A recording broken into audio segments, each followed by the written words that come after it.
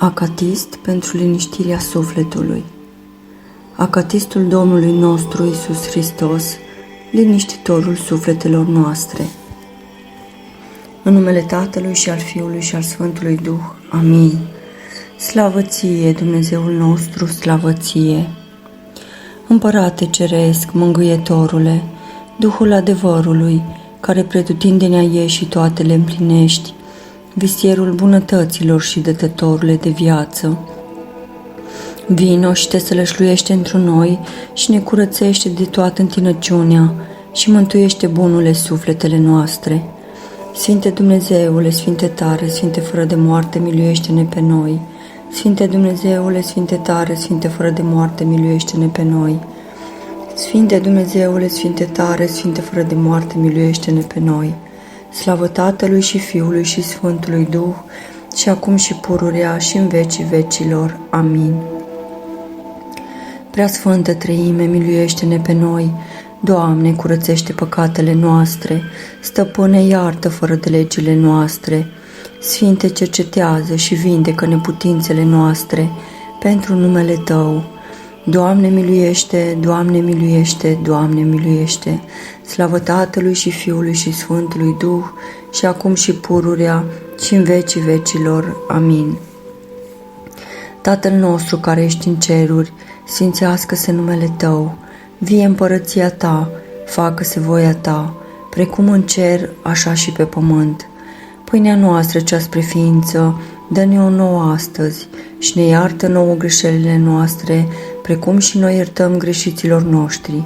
Și nu ne duce pe noi în ispită, ci ne izbăvește de cel viclean. Că a Ta este împărăția și puterea și slava, acum și pururea și în vecii vecilor. Amin. Doamne Iisuse Hristoase, Fiul lui Dumnezeu, miluiește-mă pe mine, păcătoasa. Liniștitorul cel sfânt și minunat al valurilor înspumate și salvatorul trupesc și sufletesc al Sfântului Petru, liniștește-ne pe noi, sufletește și trupește, și salvează pe toți aleșii Tăi din focul ce va să vină, ca să scântăm: Iisuse, Salvator ceresc, salvează-ne pe noi păcătoșii. Trimis ai fost de Dumnezeu pe pământ să salvezi neamul omenesc de la prăbușire totală, iar noi cei de acum îți cântăm: Iisuse, liniștește sufletele noastre și salvează pe aleșii Tăi. Planul cel sfânt și dumnezeiesc a fost realizat prin Tine, Doamne Iisuse, care ai acceptat smerită lucrare de a Te întrupa în pântecul preacuratei Maicii Tale. Tu, care ești necuprins în ceruri, ai fost cuprins de pântece feciorelnic, iar noi cântăm așa: Iisuse, liniștea noastră, Iisuse, liniștea urmașilor Tăi, Iisuse, liniștea dumnezeiască, Iisuse, liniștea mai presus de cea omenească, Iisuse, liniștea cugetărilor noastre, Iisuse, liniștea copiilor noștri, Iisuse, liniștea celor tulburați, Iisuse, liniștea celor înviforați cu idei sau fapte rele, Iisuse, liniștea celor împovărați cu minciuni sau vorbe deșarte, Iisuse, liniștea celor smeriți, Iisuse, liniștea celor ce nu sunt amăgiți, Iisuse, liniștea celor curați la suflet, Iisuse, liniștește sufletele noastre și salvează pe aleșii Tăi. Dragoste multă având Maica de la Tine, nu s-a tulburat când i s-a vestit de dreptul Simeon că prin sufletul ei va trece sabia, ci mai vârtos a cântat lui Dumnezeu: Aliluia, Aliluia, Aliluia. Sfânta familie compusă din preacurata Fecioară, dreptul Iosif protectorul și micuțul prunc Iisus nu s-a tulburat la vestirea de către îngerul trimis din împărăția cerurilor, care a zis: Scoală, Iosife, ia pruncul și pe Fecioara și fugi în Egipt, că Irod împăratul a pus gând rău pruncului.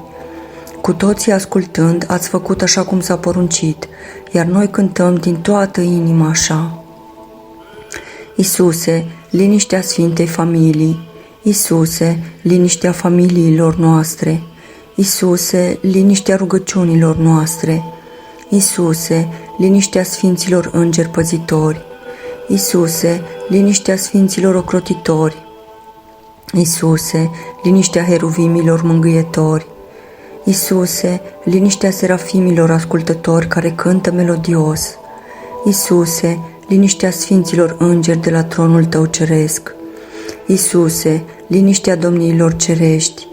Iisuse, liniștea sfinților arhangheli și a oștirilor cerești ordonate.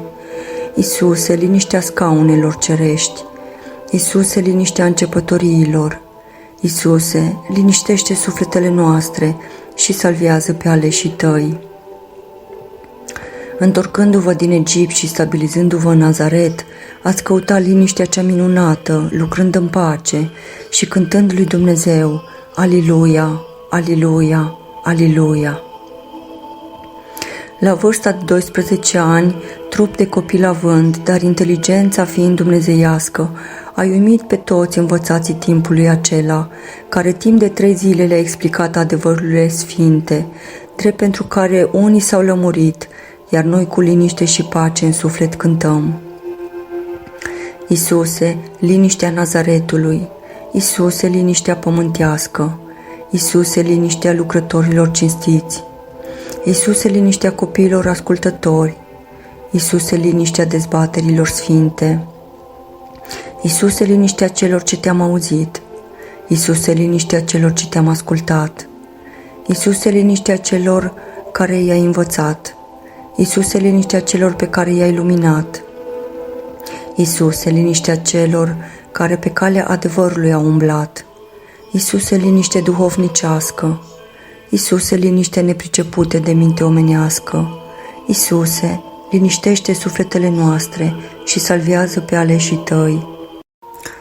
Tulbureala vremurilor acelora și vuietul zgomotos al evenimentelor din timpul tinereții Tale pământești, nimic rău nu Ți-au făcut, Doamne Iisuse, ci pe toate le-ai petrecut, iar noi cântăm cu drag, Aliluia, Aliluia, Aliluia. Dincolo de vremuri a fost Tatăl Ceresc care Te-a ocrotit, cu ocrotire cerească. Nimeni nu s-a atins de Tine, fiindcă ai fost supravegheat și îndrumat, iar noi, din toată inima, strigăm. Iisuse, liniștea tinereților Tale. Iisuse, liniștește și pe tinerii din zilele noastre. Iisuse, liniștea celor din jurul Tău. Iisuse, liniștea celor ce Te-au dorit mereu. Iisuse, liniște netulburată. Iisuse, liniște mult visată. Iisuse, liniște neînviforată. Iisuse, liniște necurmată. Iisuse, liniște mult prea adevărată. Iisuse, liniște nefurată.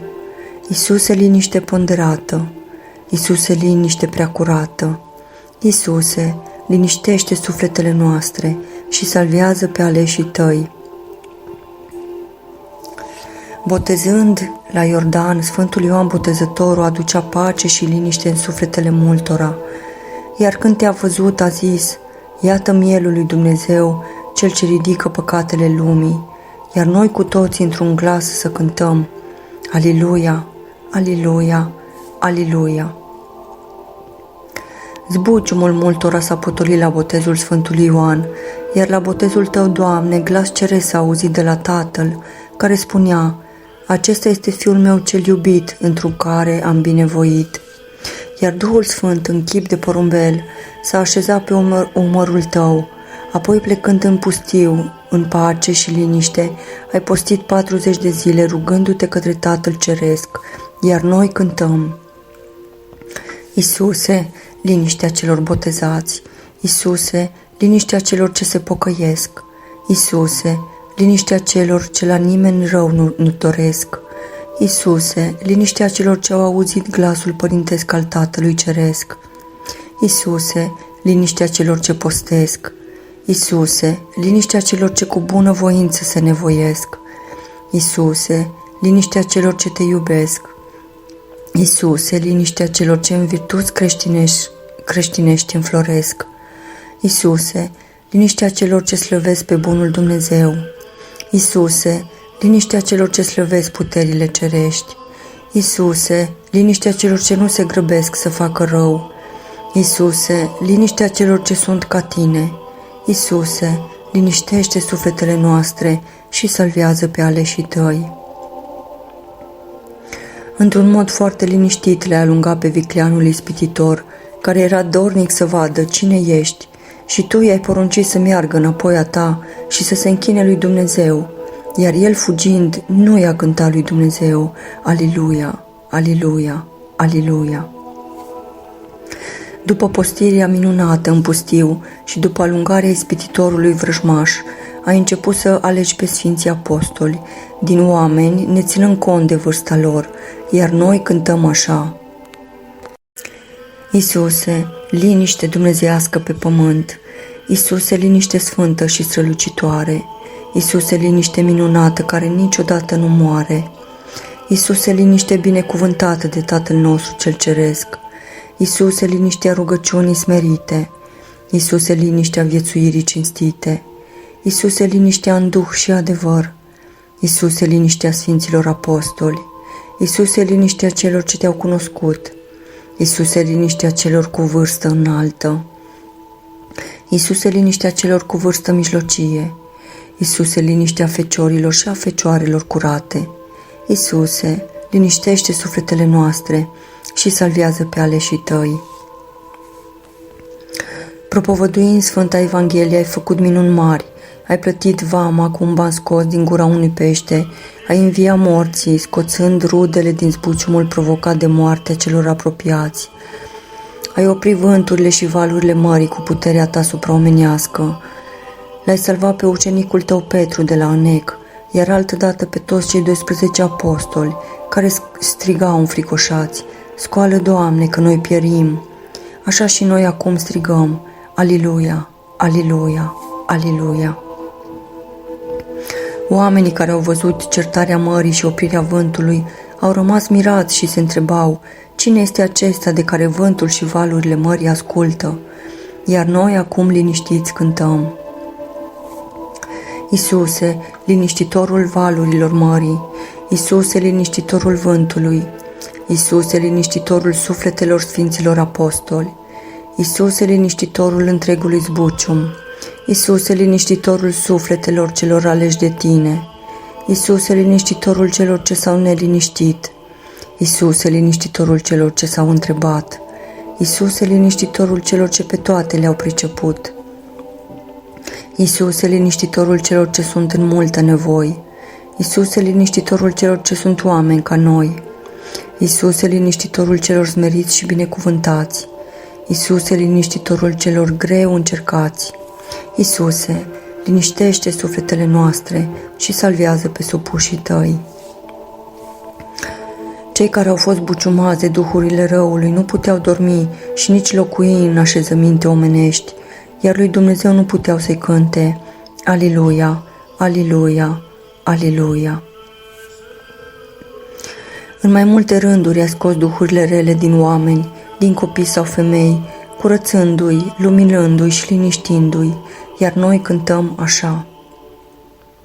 Iisuse, liniștitorul celor care au fost bântuiți de duhuri rele, Iisuse, liniștitorul celor ce nu puteau locui în locuințe, Iisuse, liniștitorul celor ce au trăit în morminte, Iisuse, liniștitorul celor ce aveau duh rău și ieșeau la drum, Iisuse, liniștitorul și curățătorul Mariei Magdalena, Iisuse, liniștitorul femeii cananeence, Iisuse, liniștitorul și vindecătorul copilului care era aruncat în foc sau apă de duhurile rele, Iisuse, liniștitorul și vindecătorul oamenilor chinuiți de duhurile necurate, Iisuse, liniștitorul creștinilor, Iisuse, liniștitorul sfânt și preacurat, biruitor asupra tuturor relelor, Iisuse, liniștitorul celor ce nu te știau, Iisuse, liniștește sufletele noastre și salvează pe supușii tăi.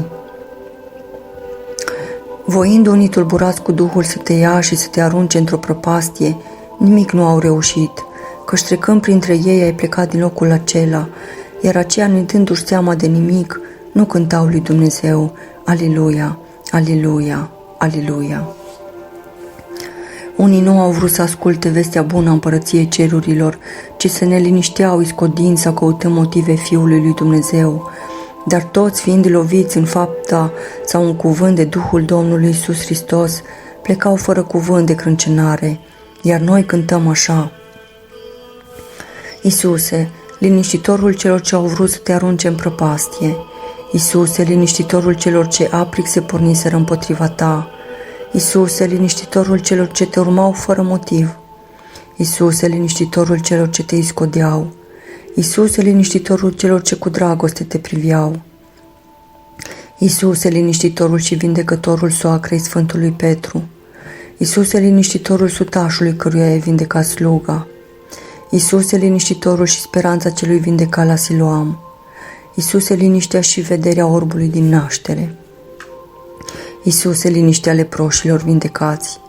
Iisuse, liniștea surorile lui Lazar cel înviat după 4 zile. Iisuse, liniștea lui Zaheu vameșul care s-a pocăit de faptele sale. Iisuse, liniștește sufletele noastre și salvează pe supușii tăi. Oamenii cei rău, văzând minunile tale și propovăduirea ta cea minunată, împinși de duhuri rele, s-au gândit să te prindă, uitând să cânte lui Dumnezeu, Aliluia, Aliluia, Aliluia. Știind că vei fi trădat, prins și răstignit, de 3 ori ai vestit apostolilor tăi pătimirile tale, apoi schimbându-te la față pe muntele Taborului, le-ai arătat ființa ta dumnezeiască, iar ei, neputând privi întreaga strălucire, au căzut jos, iar noi cu cinste strigăm: Iisuse, liniște dorită, Iisuse, liniște neoprită, Iisuse, liniște sfântă care nu te-ai tulburat ușor, Iisuse, liniște primitoare de vești rele, Iisuse, liniște primitoare de patimi, Iisuse, liniște strălucitoare care te-ai arătat în muntele Tabor, Iisuse, liniște cuprinzătoare dintre Moise și Ilie, Iisuse, liniște arătătoare de Dumnezeu, Iisuse, liniște cu efect minunat, Iisuse, liniște cutremurătoare, Iisuse, liniștea mea de viață dătătoare, Iisuse, liniște sfântă cu adâncă chemare, Iisuse, liniștește sufletele noastre și salvează pe aleșii tăi. Bătrânii, cărturarii și arhereii au beneficiat de un trădător pe nume Iuda Iscarioteanul, care, necinstit fiind, a acceptat să facă vânzare pentru 30 de arginți, uitând să cânte lui Dumnezeu, Aliluia, Aliluia, Aliluia. Făcând cina cea de taină, care înfricoșătoare era, datorită relelor ce se lucrau, împreună cu cei 12 apostoli ai stat la masă, iar celui ce urma să te trădeze i-ai spus cu liniște dumnezeiască: Du-te și împlinește ce ai de împlinit. După ce trădătorul a plecat, împreună cu ceilalți a intrat în grădina Ghețimani, unde lacrimi de sânge curgeau din ființa ta dumnezeiască, iar Tatăl ți-a trimis un sfânt înger de întărire, iar noi cântăm așa: Iisuse, liniște de nedescris pentru noi, Iisuse, liniște desăvârșită în fața multor nevoi, Iisuse, liniște minunată care ai înfruntat pe trădător, Iisuse, liniște de nedescris care nu l-ai oprit pe trădător, Iisuse, liniște tainică care pentru tot te-ai pregătit, Iisuse, liniște înfricoșătoare la cina cea de taină, Iisuse, liniștea celor rămași cu tine, Iisuse, liniștea rugăciunii tale, Iisuse, liniștea lacrimilor amare, Iisuse, liniștea lacrimilor de sânge, Iisuse, liniștea minunată care ai văzut pe îngerul de întărire, Iisuse, liniștea dispusă spre jertfă și sacrificiu suprem, Iisuse, liniștește sufletele noastre și salvează pe aleșii tăi. Oamenii cei rău însoțiți de trădător au venit în grădina Ghețimani, au luat pe Domnul Iisus și l-au legat, iar Petru, apostolul, aprinzându-se, a tras sabia și a tăiat urechea lui Malhus, iar Domnul Iisus i-a zis: Bagă sabia la loc în teacă, că cel ce dă cu sabia de sabie va pieri. Atunci toți s-au risipit, iar cei ce l-au luat pe Domnul Iisus nu au cântat Aliluia, Aliluia, Aliluia. Ai fost supus judecății nedrepte, Doamne Iisuse, ai fost purtat de la Ana la Caiafa, de la Pilat la Irod, ai fost îmbrăcat cu haină roșie, cu cunună de spini pe cap, cu trestie bătut, la stâlp legat și biciuit, spre Golgota dus cu crucea în spate, iar femeile plângeau, însă tu le-ai spus: Nu mă plângeți pe mine, fiice ale Ierusalimului, ci plângeți-vă pe voi. Apoi, răstignit pe cruce, ai zis: iartă-le, Tată ceresc, când aceștia nu știu ce fac. După care ai strigat cu glas tare: Tată ceresc, în mâinile tale îmi dau Duhul meu. Atunci cerul s-a întunecat, pământul s-a cutremurat, catapeteasma templului s-a rupt în două, iar preacurata Maica ta s-a întristat, iar noi strigăm așa: Iisuse, liniștea celui ce pe toate le-ai acceptat, Iisuse, liniștea îndurărilor, Iisuse, liniștea suferințelor, Iisuse, liniștea îndurată a celor ce te-au urmat la calvar, Iisuse, liniștea celor ce te plângeau, Iisuse, liniștea Veronicăi care pe față te-a șters, Iisuse, liniștea minunilor de pe ultimul drum, Iisuse, liniștea iubitorilor tăi de acum, Iisuse, liniștea puterii tale dumnezeiești ce mult ai suferit pentru noi, Iisuse, liniștea celor iertați, Iisuse, liniștea tâlharului binevoitor, Iisuse, liniștea Sfântului Ioan Evanghelistul, care a luat-o în grijă pe preacurata Maica ta. Iisuse, liniștește sufletele noastre și salvează pe aleșii tăi. A treia zi după Scripturii a înviat Doamne Iisuse Hristoase, iar noi creștinii din România și din toată lumea cântăm: Aliluia, Aliluia, Aliluia. A treia zi după Scripturii a înviat Doamne Iisuse Hristoase, iar noi creștinii din România și din toată lumea cântăm: Aliluia, Aliluia, Aliluia. A treia zi după Scripturii a înviat Doamne Iisuse Hristoase, iar noi creștinii din România și din toată lumea cântăm: Aliluia, Aliluia, Aliluia. Trimis ai fost de Dumnezeu pe pământ să salvezi neamul omenesc de la prăbușire totală, iar noi cei de acum îți cântăm: Iisuse, liniștește sufletele noastre și salvează pe aleșii tăi. Planul cel sfânt și dumnezeiesc a fost realizat prin tine, Doamne Iisuse, care ai acceptat smerită lucrare de a te întrupa în pântecul preacuratei Maicii tale. Tu care ești necuprins în ceruri, ai fost cuprins de pântece feciorelnic, iar noi cântăm așa: Iisuse, liniștea noastră, Iisuse, liniștea urmașilor tăi, Iisuse, liniștea dumnezeiască, Iisuse, liniștea mai presus de cea omenească, Iisuse, liniștea cugetărilor noastre, Iisuse, liniștea copiilor noștri, Iisuse, liniștea celor tulburați, Iisuse, liniștea celor înviforați cu idei sau fapte rele, Iisuse, liniștea celor împovărați cu minciuni sau vorbe deșarte, Iisuse, liniștea celor smeriți, Iisuse, liniștea celor ce nu sunt amăgiți, Iisuse, liniștea celor curați la suflet, Iisuse, liniștește sufletele noastre și salvează pe aleșii tăi. Liniștitorul cel sfânt și minunat al valurilor înspumate și salvatorul trupesc și sufletesc al Sfântului Petru, liniștește-ne pe noi sufletește și trupește și salvează pe toți aleșii tăi din focul ce va să vină, ca să-ți cântăm: Iisuse, salvator ceresc, salvează-ne pe noi păcătoșii. Doamne Iisuse Hristoase, Mântuitorule al nostru, protectorule și binefăcătorule al întregii omeniri, liniștește sufletele noastre cele zbuciumate și ne îndeamnă pe toți pe calea mântuirii și a Sfintei conlucrări cerești. Amin.